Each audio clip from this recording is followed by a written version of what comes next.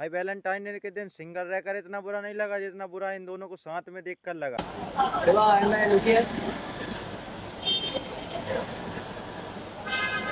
रीवा इधर इधर टर्न हो जाए इस साइड। इनकी एज लगभग अभी 14-15 साल ही हुई होगी और ये रिलेशनशिप में आ गए।